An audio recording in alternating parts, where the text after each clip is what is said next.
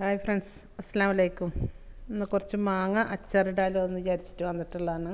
അപ്പോൾ അതിന് വേണ്ടി ഒരു ഉരുളി വെച്ച് അതിന് ചൂടായി വന്നപ്പം ഓയിൽ ഒഴിച്ചിട്ടുണ്ട്.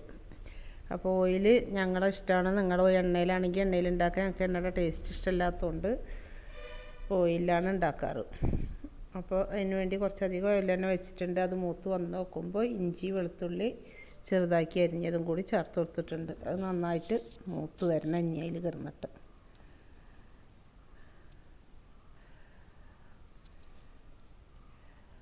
അപ്പോൾ അതാ ഒരുവിധമൊക്കെ മൂത്ത് വരുന്നുണ്ട്.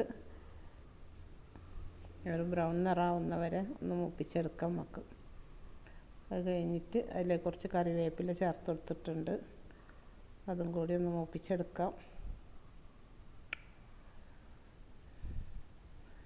അപ്പോൾ ബാക്കി അതൊക്കെ കായപ്പൊടിയാണ് ചേർത്ത് കൊടുത്തത് കേട്ടോ.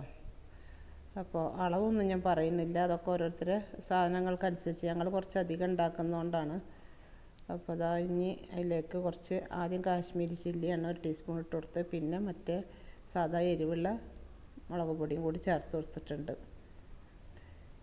പിന്നെ ഉലുവയും കടുകും കൂടി വറുത്ത് പൊടിച്ചത് അതും കൂടെ ചേർത്തിട്ടുണ്ട്.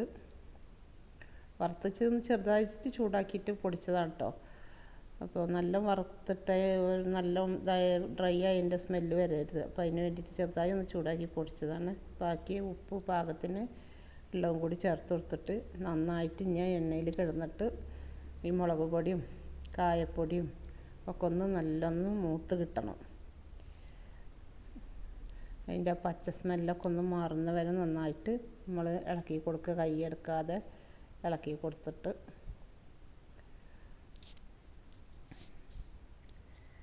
നല്ല മൂത്ത് വരുന്ന സമയത്ത് നമ്മൾ 2 ടീസ്പൂൺ പഞ്ചസാര ചേർത്ത് കൊടുക്കുന്നുണ്ട് കേട്ടോ. അത് ഈ എരിവും പുളിയും ഒക്കെ ഒന്ന് ബാലൻസ് ചെയ്യാനായിട്ട് നല്ലതാണ്. അച്ചാറിൻ്റെ ഒരു ടേസ്റ്റ് വരാനും കൂടിയിട്ടാണ് കേട്ടോ 2 ടീസ്പൂൺ പഞ്ചസാര ചേർത്ത് കൊടുക്കുന്നുണ്ട്.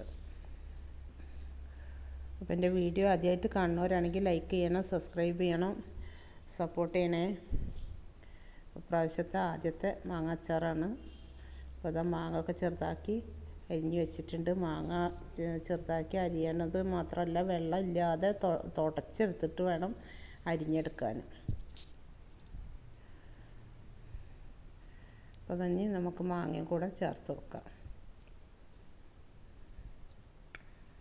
അപ്പോൾ അതെൻ്റെ മക്കൾക്ക് കൊണ്ടുപോകാനായിട്ട് ഉണ്ടാക്കിയതാണ് ഗൾഫിലേക്കൊക്കെ. അപ്പോൾ അതിന് വേണ്ടിയിട്ട് കുറച്ചധികം ഉണ്ടാക്കിയിട്ടുണ്ട്.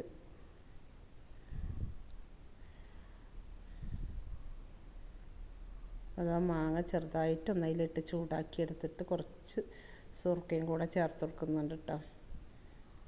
അപ്പോൾ അധികം സുർക്കയൊന്നും ചേർക്കണില്ല, കൊടുത്തയക്കണതായതുകൊണ്ട്. അപ്പോൾ എന്നാലും ഇത്രയും മാങ്ങ ഉള്ളതല്ല, അതിനനുസരിച്ച് കുറച്ച് സുർക്കയും കൂടി ഒഴിച്ചിട്ട് ഒന്ന് ചൂടാക്കി എടുക്കുന്നുണ്ട്. മാങ്ങ നല്ല വെന്ത് പോവരുത്, അപ്പോൾ പിന്നെ നമുക്ക് അത് ഉടഞ്ഞു പോകും. അപ്പോൾ ഈ കഷ്ണങ്ങളായി കിട്ടണമെങ്കിൽ ഒന്ന് ചൂടാക്കിയിട്ട് നമുക്ക് ഇറക്കി വെക്കണം. വേണ്ട മാങ്ങ അച്ചാറൊക്കെ ഇവിടെ റെഡി ആയിട്ടുണ്ട്. അപ്പോൾ എൻ്റെ വീഡിയോ ഇഷ്ടമായി ഒരു ലൈക്ക് ചെയ്യണം, സബ്സ്ക്രൈബ് ചെയ്യണം, സപ്പോർട്ട് ചെയ്യണേ.